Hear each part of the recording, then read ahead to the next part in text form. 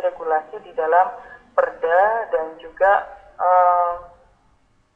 perda-perda dan juga pengajuan terhadap keputusan Menteri SDM terhadap konservasi gumuk pasir. Artinya dengan perda yang sudah dilakukan itu dan juga berdasarkan landasan kajian secara akademis, maka yang telah lalu sudah dilakukan adalah kita berhasil melakukan konservasi dengan regulasi yang sudah dibuat, Mas. Dan itu banyak sekali regulasinya, di Perda Bantul juga ada, di Perda DIY juga ada, di Peraturan Bupati juga ada, bahkan yang terakhir di tahun 2018 itu ada keputusan Menteri SDM bahwa gumuk pasir ini adalah salah satu kawasan geoheritage. Dan bagaimana ke depannya? Depannya yang paling penting dilakukan adalah diantaranya edukasi, Mas. Dan yang sedang kita lakukan ini juga termasuk edukasi terhadap konservasi gumuk pasir. Dan di kesempatan ini juga kami menitipkan nih kepada teman-teman dari Stipram bahwa yuk kita sama-sama konservasi gumuk pasir, kita jaga gumuk pasir sesuai dengan bidang masing-masing. Teman-teman dari pariwisata tentu bisa membuat semacam model pariwisata yang ramah lingkungan, model pariwisata yang menekankan kepada esensi dan juga kebencanaan. Maka itu semuanya termasuk di antara hal-hal tindakan yang ke depan bisa kita lakukan. Gitu Mas Gilang paling tidak. Terima kasih, Mas. Sama-sama Mas Gilang. Kembali pada edukator Ayu, silakan. Terima kasih ya. Selanjutnya tadi ada juga yang sudah resen dengan Mbak Octavia. Ada pertanyaan yang mau disampaikan?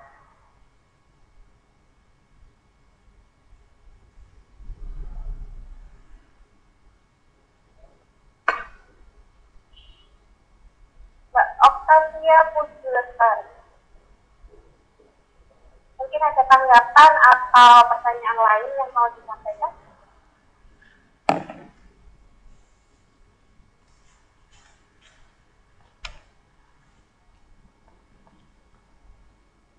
Baik, atau mungkin dari yang lain untuk menyampaikan pertanyaan biar bisa dikajikan. Saya boleh bertanya izin, Pak? Boleh, dengan? Baik, selamat pagi untuk semuanya. Selamat pagi Bapak dan Ibu. Terima kasih atas waktunya yang sudah diberikan. Saya Fatur Rahman dari Stipram, perwakilan dari kelas A3 ingin bertanya.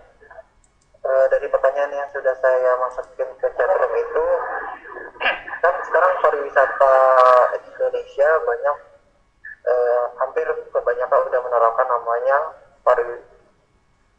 pariwisata berkelanjutan atau sustainable tourism.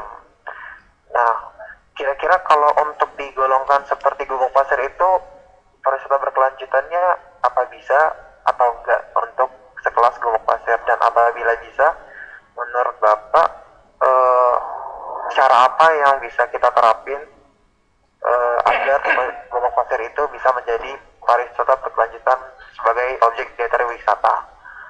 Dan yang kedua, gumuk pasir itu sifatnya bertahan lama atau seiring waktu akan bisa menghilang atau habis gitu ya Pak? Terima kasih.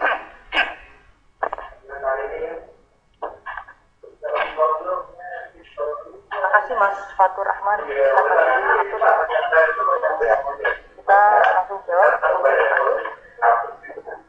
Jadi tentang sustainable tourism, memang ada konsep ini dari pariwisata berkelanjutan. Suaranya jelas Mas Fatur? Jelas Pak. Apakah konsep sustainable tourism ini tepat pas pada gumuk pasir? Maka jawabannya sangat tepat. Kenapa demikian? Ini juga akan menjawab pada pertanyaan kedua dari Mas Fatur, apakah gumuk pasir bisa hilang? Maka dari jawaban ini akan menjawab dua pertanyaan tersebut. Gumuk pasir adalah salah satu dinamika geologi yang dinamis, Mas Fatur. Berbeda dengan geologi yang lainnya, contohnya lava bantal yang ada di Berbah, kemudian juga vulkano, barangkali ada gua-gua kars, dan yang lain sebagainya. Semua objek geologi yang menjadi wisata pada umumnya adalah geologi yang sifatnya statis, terjadi di masa lampau kemudian dinikmati di hari ini. Selesai, tidak ada perubahan. Sedangkan khusus gumuk pasir, karena ini adalah dinamika aeolin. Aeolin itu adalah karena arus, karena angin, karena arus, karena angin, kemudian morfologi yang khas.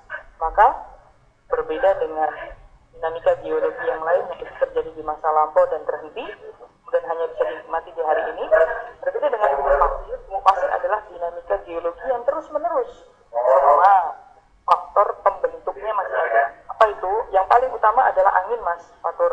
Ketika ada angin, maka angin itu bisa membawa butiran pasir, akhirnya terbentuk. Kalau anginnya tidak bisa lalu, anginnya tidak bisa lewat, maka gumuk pasir tidak terbentuk. Maka kuncinya ada di sini nih. Tidak boleh kita menghambat arus angin yang masuk ke gumuk pasir. Maka jawaban dari sustainable tourism yang ada di gumuk pasir adalah bagaimana kita bisa mengupayakan dinamika gumuk pasir itu terus terbentuk. Dia tetap lestari, angin tetap ada, kemudian sedimen transport juga tetap bekerja. Maka di antara sustainable tourism yang bisa dilakukan adalah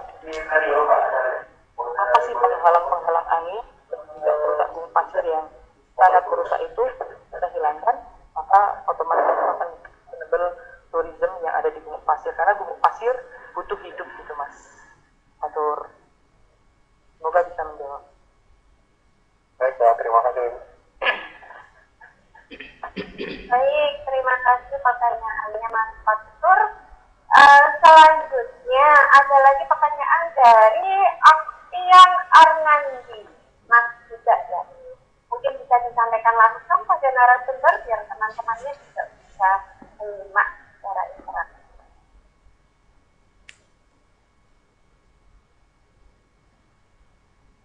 Mas Aktian ya, mungkin panggilannya. Iya, Ibu. Ya, silakan bisa disampaikan langsung pertanyaannya. Iya, Pak, Bu, kenalkan nama saya Adrian Arnandi. Saya mau bertanya tentang komentar Bapak atau Ibu mengenai Perda Rencana Zonasi Wilayah Pesisir dan Pulau-Pulau Kecil yang akan diizinkan di 21 provinsi, termasuk di DIY, Pak. Apakah strategi ini tepat untuk pembangunan wilayah pesisir? Karena di strategi ini ada izin masuknya investor. Terima kasih. Ya.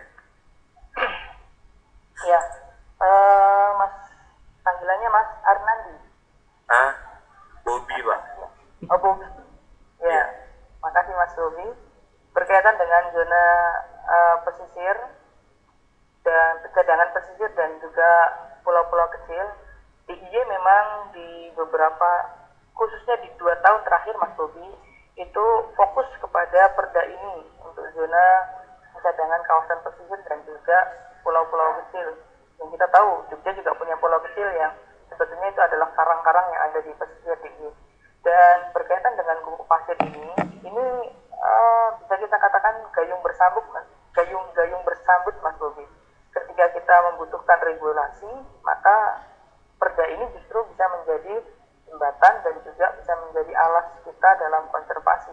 Berkaitan dengan perda tadi disebutkan bahwa bolehnya ada investor, maka kita juga harus menyikapi dengan positif. Investor tidak melulu kita pandang sebagai negatif ya.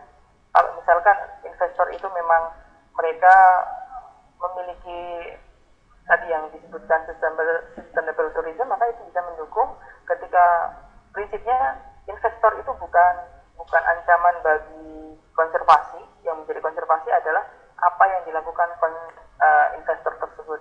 Kalau yang dilakukannya adalah justru dalam rangka pelestarian, maka itu menjadi modal kita, itu bisa menjadi semacam energi buat kita.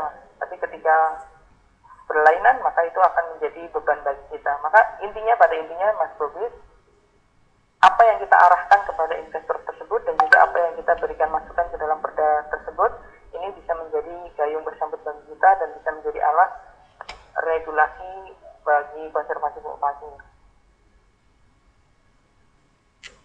Cukup.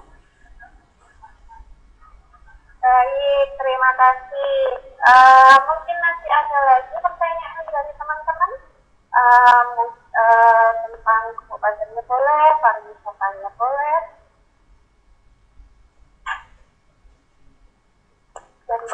Saya Pak. Oh ya, Saya, Bu. boleh. Dengan siapa? Saya Gian Rusel dari kelas U, Bu. Baik, ya silakan pertanyaannya. Saya mau bertanya kepada Bapak dan Ibu, apakah ada tantangan besar dalam melestarikan gumuk pasir di Yogyakarta? Gitu, Bu.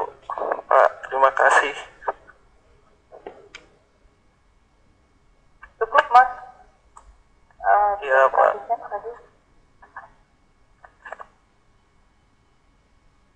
Mohon bisa ditampilkan, Mas.